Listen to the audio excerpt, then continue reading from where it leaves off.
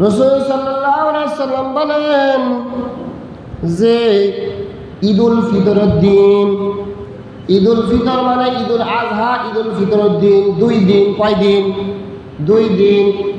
যেদিন চাঁদের দিন মানে চাঁদের রাত্রে এবং 9 জিলহজ রাত্রে মানে 10 রাত্রে, এই ঈদের রাত্র মানে ঈদের আগের রাত, ঈদের দিন কালকে ঈদ হবে, আজকের রাত, এই রাত্র যদি 2টা রাত্র কি করেন আল্লাহ তাআলা, আল্লাহ রাসূল সাল্লাল্লাহু আলাইহি ওয়াসাল্লাম বলেন এই 2টা রাত্র যদি কোনো ব্যক্তি জাগ্রত থাকে, আর রাসূলুল্লাহ সাল্লাল্লাহু আলাইহি ওয়াসাল্লাম মান কামা লাইলাতা ইল ঈদাইন মুহতাসিবান লাম ইয়ামুত কলবুহু ইয়াওমা তামুতুল কুলুব। রাসূল সাল্লাল্লাহু আলাইহি ওয়াসাল্লাম বলেন যে ব্যক্তি এই ঈদের রাত্র মানে চাঁদের রাত, এই 2 রাত আর ঈদুল আজহার রাত্র, এই 2 রাত্রে জাগ্রত থেকে একটি ইবাদত করবে, একটু নফল ইবাদত করবে, নফল নামাজ পড়বে, জিকির করবে, নামাজ পড়বে, কোরআন তেলাওয়াত করবে, আল্লাহর কাছে মাফ চাইবে, কিছুটা যদি ইবাদত করে ওই রাত্র, তাহলে কাল কিয়ামতের ময়দানে তার দিল মুদ্রা হবে না, তার দিলটা মুদ্রা হবে না, মানে মৃত্যু হবে না তার দিলটা। রাসূল বলেন কাল কিয়ামতের ময়দানে হামেলা যারা আছে, হামেলা থাকবে, গর্ভবতী থাকবে, প্রেগনেন্ট থাকবে, কিয়ামতের ময়দানে এমন এমন আওয়াজ হবে, গর্জন হবে, ওই গর্জনের চোটে গর্ভপাত হয়ে যাবে। কিয়ামতের ময়দানে এমন চিন্তিত মানুষ থাকবে, চিন্তায় পেরেশানিতে ওই গর্জনের চোটে, ওই কিয়ামতের গর্জনে তার চুল পাকা হয়ে যাবে, মানে সে যুবক থেকে বৃদ্ধ পরিণত হয়ে যাবে। কিয়ামতের ময়দান ভয়াবহ হবে, ভয়াবহ হবে। ওই ভয়াবহ দিন রাসূল সাল্লাল্লাহু আলাইহি ওয়াসাল্লাম বলেন যে ওই রাত্র তোমরা একটু ইবাদত বন্দেগী করিও, মানে চাঁদের দিন। আমরা চাঁদের দিন কি করি? চাঁদের দিন আসলে পরে আমরা মনে করি আজকে রোজা শেষ, রোজাও শেষ, আমলও শেষ, নামাজও শেষ, রোজাও শেষ, যা এখন যে আনন্দ কর, বাজি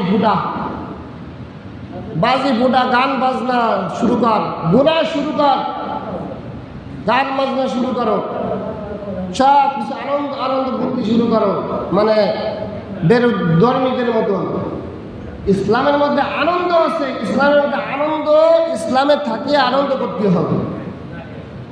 ইন্নাল মুবাযযিরিনা কানা ইখওয়াতিশ শায়াতিন। রাসূল আল্লাহ তাআলা বলেন যে অপচয় করা শয়তানের ভাই। অপচয় করা কিসের ভাই বলেন তো? শয়তানের ভাই। তাহলে আমরা যারা এই যে গুনার জন্য, নেক কাজ করার জন্য যদি সহযোগিতা করি, নেক কাজ করার জন্য যদি সহযোগিতা করি, তাহলে ওই যে ব্যক্তি নেক কাজ করবে ওই নেকের বদলা আমিও পাবো কিছুটা। সুবহানাল্লাহ। আর যদি আমি গুনার কাছে সহযোগিতা করি, ওই গুনাহটা যখন হবে ওই গুনাহ আমিও পাবো। তাই এই যে আমরা যারা ছেলে মেয়ে, নাতি পোতা, ভাই ব্রাদার, এই যে বাজি ফুটানো, এটা আসলে কোন থেকে? এই বাজি ফুটানো, ঈদের সময় কি বাজি ফুটানো আনন্দ হলো? এটা আনন্দ হলো না। এই জন্য আমরা এইসব থেকে বিরত থাকবো। যারা করে আমরা তাদেরকে বারণ করব। কত বড় আপনার এই মসজিদের উপরে বাজি ফুটায়, কন মসজিদের উপরে বাজি ফুটায়, যে একটা মানুষ নাকি কি কন দিন, একে যার বিবেক বুদ্ধি আছে তারাকে মসজিদের উপর বাজি ফুটায় কেন?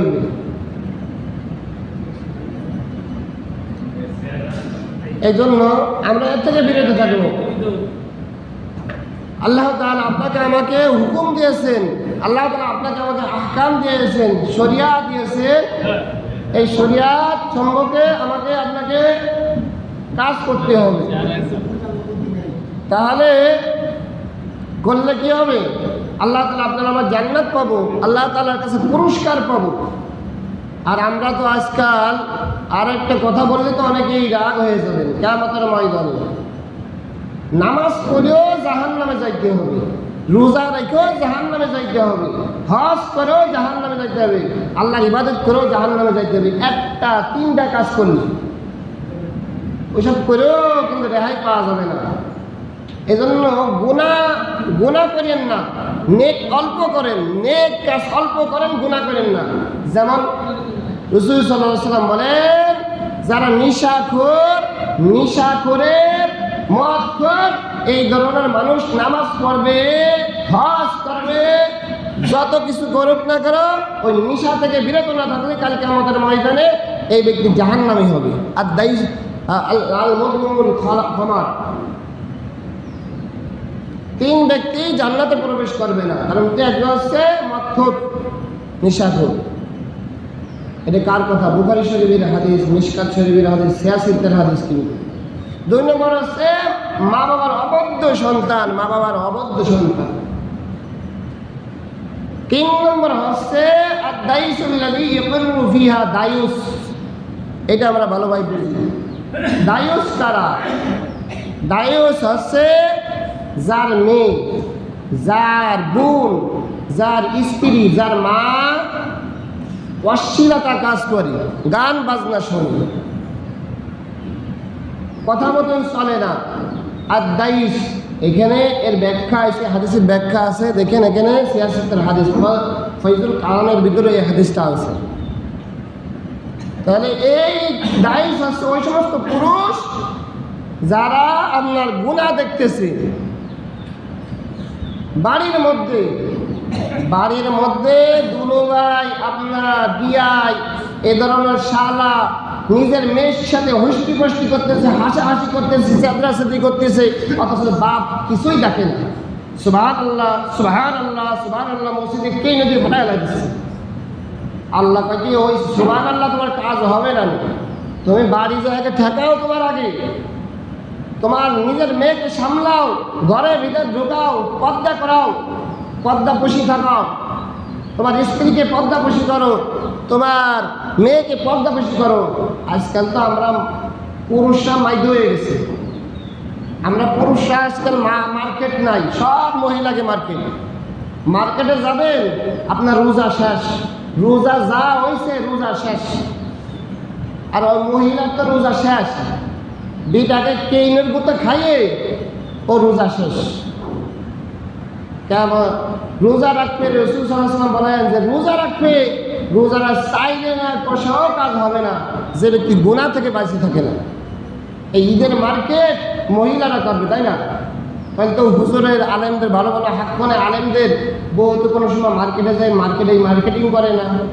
তারা তো তার অনেক বেটারা আছে, অনেক তার স্ত্রী, তার স্বামী যেটা আছে, যেটা চয়েস করে দিয়েছে, তার চোখে যেটা ভালো লাগছে ওইটাই সে নিয়ে আসে, খুশি, আলহামদুলিল্লাহ। আল্লাহ রাসূল সাল্লাল্লাহু আলাইহি ওয়াসাল্লাম বলেন এই স্ত্রী হচ্ছে জান্নাতি, যার স্বামীর উপর সন্তুষ্টি থাকে, অল্প কিছুর উপর সন্তুষ্টি থাকে। হ্যাঁ, আপনার যদি চয়েস থাকে বলে দেবেন যে অমুক কালার, অমুক পিসটা 3 পিস অথবা শাড়ি অথবা যাই হোক, তাহলে এইটা তার পছন্দ মতন তার বলে দেবেন, ওই অনুযায়ী আনলে হবে। অথবা 4-5টা আপনার 3 পিস নিয়ে আসলেন, 10টা দোকানদারে বললেন আমি 10টা 3 পিস নিচ্ছি, এটার ভিতরে যেটা পছন্দ হয় সেইটা নেওয়ার পরে তোমাকে ফেরত দিয়ে দেবে, দাম যেটা হয়। নিয়ে আসলেন বাড়ি, সমস্যা নেই, দেবে না কি বলেন? দেবে না, অবশ্যই দেবে, চিনাশোনা মানুষের। এজন্য এই মার্কেটে যান, কি পরিস্থিতি দেখেন, রোজা রমজানের দিন কি পরিস্থিতি দেখেন। আমি তো যাই না, বিষয়টা শুনি মানুষের কাছে, শোনা মানে কানে আসে, কি পরিস্থিতি দেখেন। রোজা শেষ হয়ে যান, রাসূল সাল্লাল্লাহু আলাইহি ওয়াসাল্লাম বলেন 2টা মহিলার কষ্ট হচ্ছিল রোজা রেখে, মৃত্যুর মতন, মানে মৃত্যু সংকট হয়ে গেছে, মৃত্যুর মতন হয়ে গেছে, মানে মৃত্যুবরণ করবে সেরকম ভাবনা হয়ে গেছে। দেখুন রাসূল সাল্লাল্লাহু আলাইহি ওয়াসাল্লাম বলেন যে এই মহিলাদেরকে পেয়ালা দাও, তারা বমি করুক। তা বমি করার পরে দেখে যে তাজা গোস্ত এবং পচা গান্দা আপনার রক্ত। রাসূল সাল্লাল্লাহু আলাইহি ওয়াসাল্লাম বলেন এই মহিলারা গুনার কাজ করছে, গীবত করছে, শিকায়ত করছে, এই মহিলারা এই সকলখড়ি করছে, গুনার কাজ করার কারণে তাদের এত কষ্ট হচ্ছে, মরণপন্ন। এটা হাদিস, কিন্তু এটা কিন্তু হাদিস। তাহলে রোজা রাখিও যে ব্যক্তি দুইটা কাজ থেকে ফিরে থাকলো না, তার রোজাই না, তার রোজা কোনো সাইডে কোনো মূল্যই নাই। একটা হচ্ছে হালাল রুজির দ্বারা ইফতারি করা, হালাল রুজির দ্বারা ইফতারি করবেন, সেহরি করবেন, ওই রোজাটা কার্যকরী হবে। এই জন্য যাইনি শুনে ইফতারি করি না, সেহরি করি। আর আমরা যারা ইফতারি দিই, সেহরি করি, তারাও একটু সতর্কভাবে আমরা ইফতারি সেহরি করবো, হালাল রুজির দ্বারা করবো। এটা কিন্তু বানানো কথা না, এটা হাদিসই আছে, কোরআনেও আছে যে হালাল রুজির দ্বারা ইফতারি না করলে, সেহরি না করলে ওই রোজা কোনো অকার্য, কোনো কার্যকরী হবে না, আর গুনাহ হবে, আযাব দেবে। আলহামদুলিল্লাহ, সামনে ঈদ উল ফিতর আসতেছে। ঈদ উল ফিতরের দিন কিছু আহকাম আছে, ঈদ উল ফিতরের দিন কিছু আহকাম আছে, ঈদ উল ফিতরের দিনে কিছু আহকাম আছে। মানে ওই দিনে, মানে ঈদের দিন বললে তো আর হবে না, এখন না বললে কিন্তু হবে না। ঈদের দিন সকালে সকালে উঠা সুন্নাত, সুবহানাল্লাহ। একটা সুন্নাত কিন্তু অনেক দাম। ঈদের দিন সকালে সকালে উঠা কি বলেন তো? সুন্নাত, নামাজ পড়বেন এসে। এবং ঈদের দিন মেসওয়াক করা সুন্নাত, ঈদের দিন গোসল করা সুন্নাত। সকালবেলা ঈদের নামাজের আগে গোসল করা সুন্নাত, পরিষ্কার করা সুন্নাত। হ্যাঁ, ঈদের দিন খুশবু ব্যবহার করা, খুশবু মানে আতর, সুরমা ব্যবহার করা সুন্নাত। একটা সুন্নাতের দাম কিন্তু অনেক অনেক অনেক দাম, বুঝবেন তখনই যখন মরে যাবেন। আল্লাহ, ঈদের দিনে মিষ্টি মুখ করা সুন্নাত। রাসূল সাল্লাল্লাহু আলাইহি ওয়াসাল্লাম বলেন, খুরমা খেজুর খালি ভালো হয়, বেজোর বেজোর খুরমা খেজুর মানে খেজুর, 3টা 2টা 1টা বেজোর সংখ্যা, অথবা যে কোনো মিষ্টি খাইলেই সুন্নাত। তাহলে ঈদ উল ফিতরের দিন আসছে, নামাজের আগে মিষ্টি মুখ করা সুন্নাত, আমরা নামাজের পরে করি। সুন্নাত হলো আদায়, কান্ত সুন্নাত আদায় হলো হবে, কান্ত হবে।